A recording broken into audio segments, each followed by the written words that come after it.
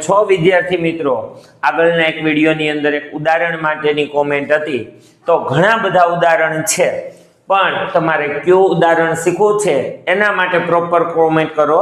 आ उदाहरण मैं एटला माटे पसंद कर्युं छे के बोर्ड में पूछायेलुं छे एक बे वखत अने पूछवाना हजी चांस छे एटला माटे।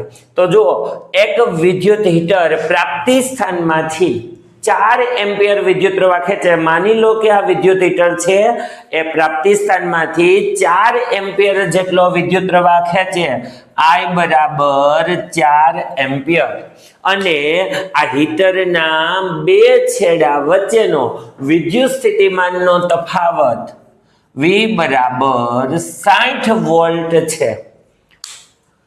जो आ विद्युत स्थितिमाननो तफावत 120 वोल्ट सुधी जो करवामां आवे तो V बराबर 60 हतो वधारीने केटलो करवामां आवे छे 120 वोल्ट। तो तेमांथी खेंचातो विद्युत प्रवाह केटलो हशे। तो मानी लो कि आ पहलो विद्युत प्रवाह छे तो एने 1 पहलो विद्युत स्थितिमान 1 बीजो विद्युत स्थितिमान अने बीजो विद्युत प्रवाह ने आपणे 2 आपी दઈએ।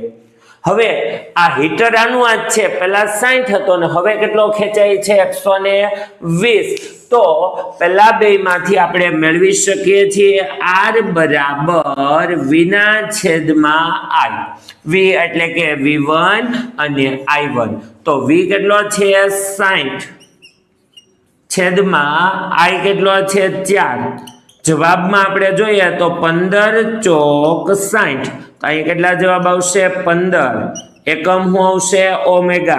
ધ્યાન રાખજો ખાસ કરીને એકમ લખતા ભૂલાવવું જોઈએ નહીં નકર બોર્ડમાં ચોક્કસ આના માર્ક્સ કપાવા માન્ય છે।